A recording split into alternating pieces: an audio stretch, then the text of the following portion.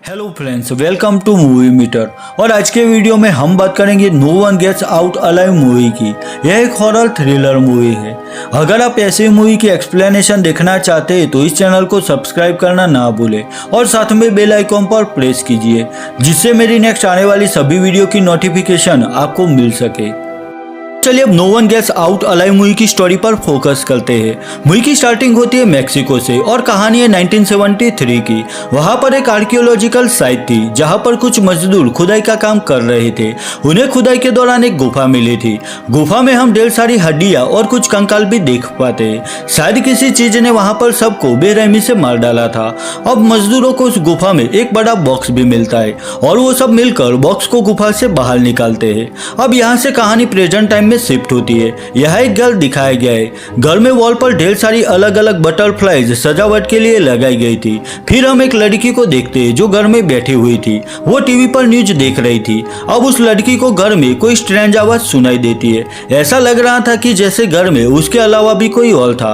वो दरवाजे की ओर देखती है, लेकिन उसी वक्त लड़की की नजर जाती है फ्लोर पर, जहां पर उसे किसी के फुटप्रिंट के निशान दिखाई देते हैं। लड़की देखती है कि फुटप्रिंट अब भी बन रहे थे, जबकि वहां पर कोई नहीं था। यह देखकर लड़की डर के मारे रूम से बाहर चली जाती है।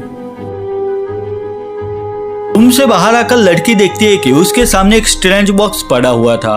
लड़की उस बॉक्स की ओर ही देख रही थी और हम भी देखते हैं कि लड़की के पीछे कोई खड़ा था जो कि बहुत ही क्रीपी लग रहा था। अब लड़की कुछ समझ सके उससे पहले वो क्रीपी पर्सन उस पर हमला करता है और उसे खींचकर ले जाता है। अब वो क्रीपी पर्सन कौन था और वो लड़की को कहाँ ले गया यह कोई नहीं जानता। फिर हम उस घर को बाहर से देख पाते हैं जो कि दिखने में बहुत ही ज्यादा भयानक लग रहा था और उसी घर में यह हादसा हुआ था। यह था no one gets out alive movie का इंट्रो सीन। अब कहानी शिफ्ट होती है और हम एम्बर नाम की लड़की को देख पाते हैं। एम्बर रिसेंटली अमेरिका में चोरी छिपे दाखिल हुई थी और उसके पास कोई आईडी भी नहीं थी।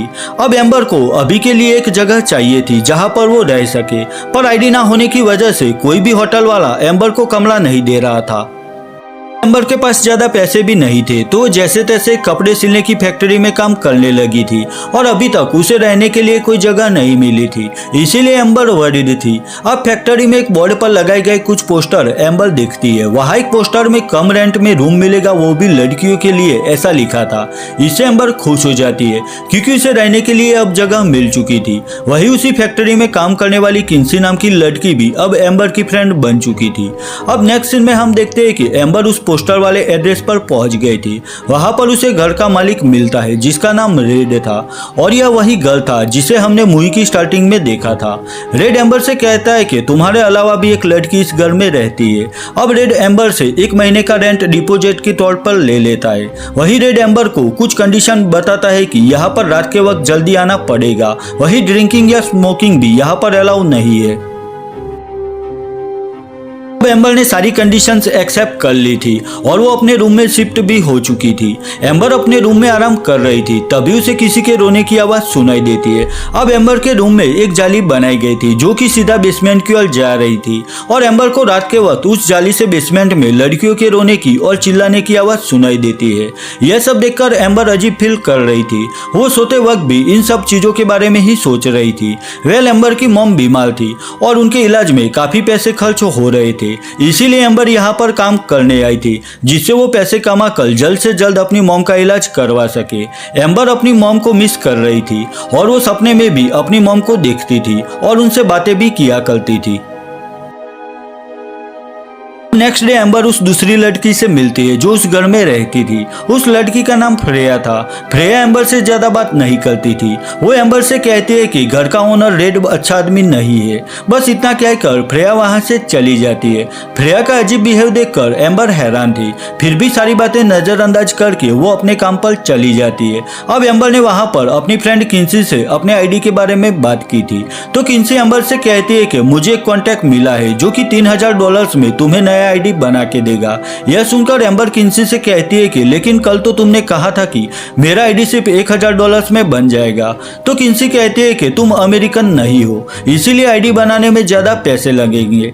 अब फैक्ट्री से एम्बर अपने अंकल के घर आती है। वो सब डिनर कर रहे थे। उसी दौरान एम्बर के अंकल उसे कहते हैं कि तुम अपना आईडी लेकर नेक्स्ट वीक यहाँ पर आ जाना, मैं तुम्हें एक अच्छी जगह पर जॉब दिला दूंगा। एम्बर ने भी अपने अंकल को सच्चाई नहीं बताई थी, तो उसके अंकल नहीं जानते थे कि एम्बर के पास कोई आईडी नहीं है। अब एम्बर के अंकल उसे पूछते हैं कि तुम्हें यहाँ पर कैसा लग रहा है, तो एम्बर कहती है कि यहाँ पर सब ठीक है, सिर्फ ठंड ज्यादा है। अब एम्बर के पास कोई विंटर कोट भी नहीं था, तो एम्बर की आंट उसे अपना विंटर कोट देती है। अब एम्बर वो विंटर कोट पहनकर रेड के घर पहुंचती है। एम्बर अपने रूम की ओर ही जा रही थी, पर तभी उसे घर के बेसमेंट से अजीब सी आवाज सुनाई देती है। एम्बर जैसे ही बेसमेंट के दरवाजे के पास पहुंचती है कि तभी वहां पर रेड आ जाता है। रेड एम्बर से कहता है कि बेसमेंट में जाने की इजाजत नहीं है, क्योंकि वो प्राइवेट एरिया है। वहां पर एक प्राइवेट रूम भी था जिसमें कुछ अजीब सी चीजें भी रखी गई थी। एम्बर वो चीजें देख रही थी, तभी रेड रूम का दरवाजा बंद कर देता है और एम्बर से कहता है कि इस रूम में भी जाने की इजाजत नहीं है। अब वो प्राइवेट रूम वही था जिसमें बहुत सारी बटरफ्लाइज वॉल पर लगाई गई थी, जिन्हें हमने मूवी की स्टार्टिंग में भी देखा था। अब एम्बर को आईडी की जरूरत थी और इसके लिए उसे $3000 भी चाहिए थे, तो वो रेड से कहती है कि तुम मुझे डिपॉजिट के पैसे वापस दे दो और जितने दिन में यहाँ पर रुकी हुई इतने पैसे डिपॉजिट से काट लो। लेकिन रेड एम्बर से कहता है कि वो पैसे घर के फर्नीचर और कुछ रिपेयरिंग वर्क में खर्च हो चुके हैं, तो अभी मैं तुम्हें डिपॉजिट के पैसे वापस नहीं दे सकता। अब एम्बर अपने पास जो पैसे थे वो गिनती है, जो कि काफी कम थे। एम्बर फ्रेया से मिलने उसके रूम में आती है, पर उसे कहीं पर भी फ्रेया नहीं दिखाई देती। लेकिन एम्बर को वहां पर एक क्रीपी पर्सन दिखाई देता है, जो कि बहुत ही डरावना लग रहा था और उसकी आंखें भी चमक रही थी।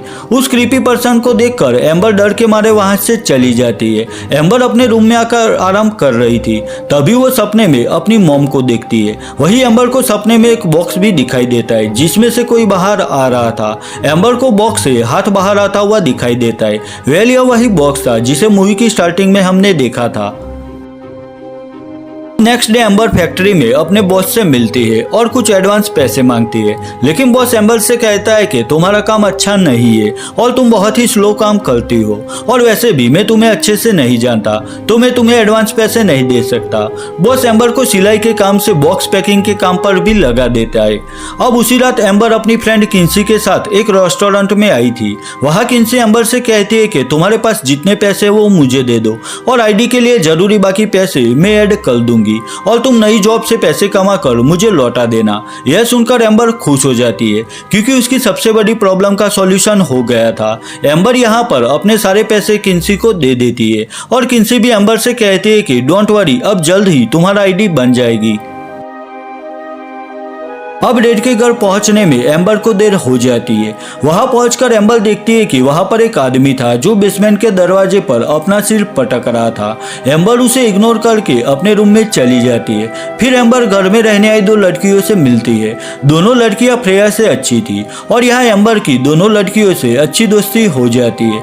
तीनों स्मोकिंग करने लगती है, लेकिन उसी वक्त वहां पर रेड आ जाता है। रेड के कहने पर दोनों लड़कियां अपने रूम में चली जाती है।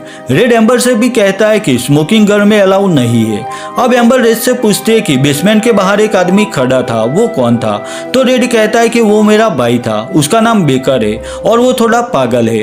अब उसी रात एम्बर प्राइवेट रूम में घुस जाती है, जहां उसे कुछ अजीब सी चीजें दिखाई देती है, जैसे कि किसी को टॉर्चर करने की या फिर किसी को मारने के कुछ तरीके। वही भूत प्रेत से रिलेटेड और पुराने वक्त में खोदकाम के दौरान जो अजीब सी चीजें मिलती है, उस टाइप की चीजें वहां पर रखी गई थी।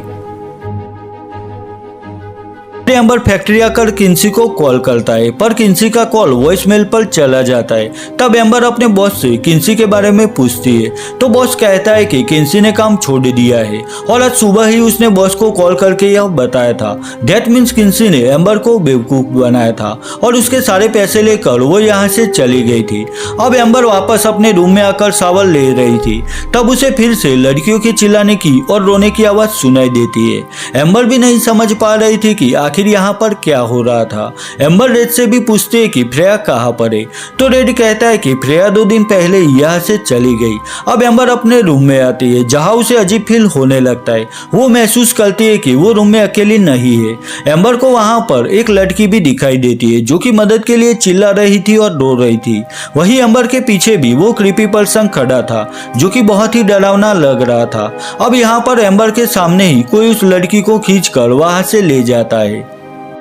अब एम्बर भी समझ गए थे कि जरूर यहाँ पर कुछ गलत हो रहा था, क्योंकि उसका भ्रम नहीं था, सब कुछ उसने अपनी आंखों से देखा था। एम्बर अपना सामान पैक करने लगती है। अब एम्बर रेड के पास अपने पैसे मांगने आती है, पर वहाँ पर रेड की जगह उसका भाई बेकर था।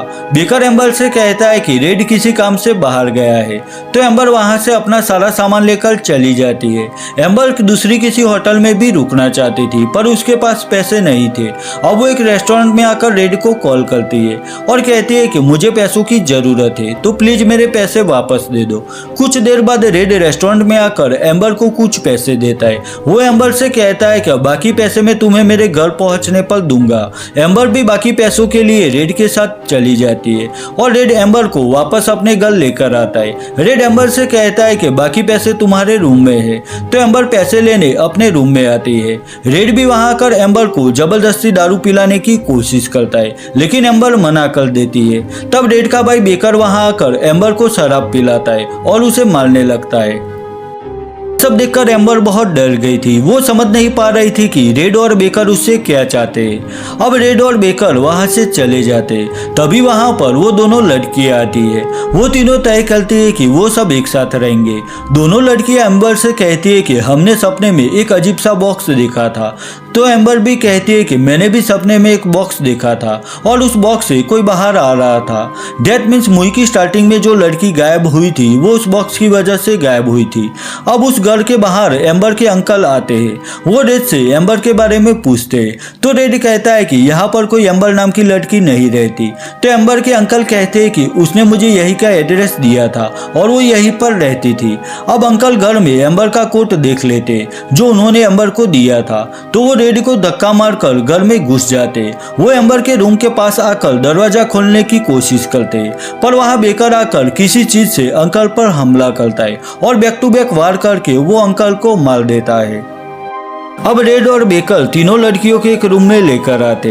बेकर एम्बर के अलावा जो दो लड़कियां थी उन्हें वहां से ले जाता है और रेड एम्बर के शरीर पर राख जैसी कोई चीजें लगाता है। एम्बर भी रेड से रिक्वेस्ट करती है कि वो उसे आजाद कर दे, पर रेड कहता है कि मैं ऐसा नहीं कर सकता, मेरा भाई उस बॉक्स की वजह से ही ऐसा कर रहा है। पहले मेरे फादर यह सब करते थे और अब मेरा भाई बेकर यह सब करता है, और बेकर ने अपनी मॉम के साथ भी यही किया था। अब बेकर वहां आकर एम्बर को उठाकर अपने साथ ले जाता है। वो उसे बेसमेंट की ओर ले जा रहा था। जाते वक्त रास्ते में एम्बर को बहुत सारी औरतें दिखाई देती है जिनकी आंखें चमक रही थी। डेथ मीन्स वो सभी औरतें भी रेड और बेकर की वजह से मारी गई थी और बॉक्स में जो कोई भी था उसी ने सबको मारा था। बेकर एम्बर को बेसमेंट में लेकर आता है जहां पर बहुत सारी कैंडल्स रखी गई थी और बेसमेंट भी काफी बड़ा था। वहां पर ढेर सारी लड़कियों की डेड बॉडीज भी पड़ी हुई थी जिनके सिर गायब थे। एम्बर को एक जगह पर लेटा देता है और वहीं पर सामने वो बॉक्स भी रखा गया था जिसे एम्बर ने सपने में देखा था। अब बेकर वहां से चला जाता है, तभी वहां पर एम्बर के अंकल आ जाते। वो अब भी जिंदा थे और वो एम्बर को छुड़ा कर उसे साथ लेकर वहां से भागने लगते। अब भागते हुए वो दोनों एक अंधेरे रूम में पहुंच जाते। फिर एम्बर अपनी बीमार मॉम के पास पहुंच जाती है और उसके अंकल यहाँ पर नहीं आए थे। यह सब एम्बर के दिमाग में ही चल रहा था। एम्बर अपनी इमेजिनेशन में अपनी मॉम के पास बैठी हुई थी और असल में वो अब भी उस बॉक्स के सामने लेटी हुई थी। अब उस बॉक्स में हलचल होने लगती है और उसमें से एक अजीब सा क्रीचर बाहर आने लगता है और वो एम्बर की ओर आगे बढ़ने लगता है। वो क्रीचर एम्बर को मारना चाहता था, पर उसी वक्त एम्बर की आंखें खुल जाती है। वही सपने में वो पिलो से अपनी मॉम का मुंह दबाकर उन्हें मार देती है। एम्बर जानती थी कि वो असल में उसकी मॉम नहीं थी। अब नींद से जागकर एम्बर देखती है कि वो बॉक्स वहीं पर था, पर क्रीचर वहां पर नहीं था। अब एम्बर बेसमेंट से बाहर आकर उस प्राइवेट रूम में चली जाती है जहां पर एक वीपन पड़ा हुआ था और वो वीपन लेकर एम्बर रेड के पास आती है। वो रेड पर हमला करती है। एम्बर उस हथियार से रेड के पैर पर वार करती है जिससे रेड घायल होकर नीचे गिरता है। बेकर भी वहीं पर था। वो दूसरी लड़की को बेसमेंट में ले जाने के लिए तैयार कर रहा था। एम्बर को देखकर बेकर वहां आकर उसका एक पैर तोड़ देता है। यह देखकर वो दूसरी लड़की बेकर को रोकने की कोशिश करती है, पर बेकर बेकर उस लड़की को उठाकर सीढ़ियों से नीचे फेंक देता है, जिससे वो लड़की भी मारी जाती है। अब बेकर एम्बर को खींचकर बाहर लाता है और उसका गला दबाने की कोशिश करता है, पर एम्बर के पास एक कांच का टुकड़ा था, जिससे वो बेकर के गले पर वार करती है, जिससे बेकर घायल होकर नीचे गिरता है और एम्बर भी मौका देखकर उस हथियार से बेकर के सिर पर वार करने लगती है। एम्बर हथियार से तब तक वार करती है जब तक बेकर मारा नहीं जाता। अब एम्बर घायल रेड को उठाकर बेसमेंट में लेकर आती है और उसे वहां पर लेटा देती है। अब उसी वक्त वो क्रीचर बॉक्स से बाहर आकर अपने शरीर का एक डरावना हिस्सा ओपन करता है और उसे रेड पर हमला करके उसका सिर अपने अंदर खींच लेता है। अब रेड भी मर चुका था। अब एम्बर भी बेसमेंट से बाहर आ जाती है। एम्बर देखती है कि घर में बहुत सारी बटरफ्लाईज उड़ रही थी और धूप भी अब निकल चुकी थी। वहां पर एम्बर का टूटा हुआ पैर भी अपने आप ठीक होने लगा था। वही एम्बर को लगी चोट के निशान भी ठीक होने लगे थे। एम्बर की आंखों का कलर भी हम चेंज होता हुआ देख पाते। अब कुछ बातें क्लियर करते। सबसे पहले जो 1963 में जो बॉक्स बाहर निकाला गया था, उसी बॉक्स के क्रीचर ने रेड और बेकर के फादर को अपने कंट्रोल में कर लिया था और पहले उन्होंने वो सब किया और कई इनोसेंट लड़कियों को उस क्रीचर के हाथों मरने दिया और उनके बाद रेड और बेकर ने भी उस क्रीचर के लिए ढेर सारी लड़कियों को मरने दिया। अब बेकर और रेड भी मर चुके थे और उस क्रीचर को किसी ऐसे पर्सन की जरूरत थी जो उसकी जरूरत पूरी कर सके। तो मूवी के क्लाइमैक्स में क्रीचर ने एम्बर को भी अपने कंट्रोल में कर लिया था। डेथ मीन्स अब से एम्बर भी वो सब करेगी जो रेड और बेकर उस क्रीचर के लिए किया करते थे। और बस यहीं पर no one gets out alive movie खत्म हो जाती है। 2021 में रिलीज हुई no one gets out alive movie को IMDb पर 5.4 आउट ऑफ 10 स्कोर मिला है। वहीं रोटन टोमेटो पर इसे 73% एंड ऑडियंस स्कोर 51% मिला है। अगर यह वीडियो आपको अच्छी लगी है तो इसे लाइक और शेयर कीजिए और मेरे लिए कोई भी सजेशन है तो मुझे कमेंट सेक्शन में कमेंट करके बताइए। तो मिलता हूँ अपनी नेक्स्ट वीडियो में, तब तक के लिए बाय बाय।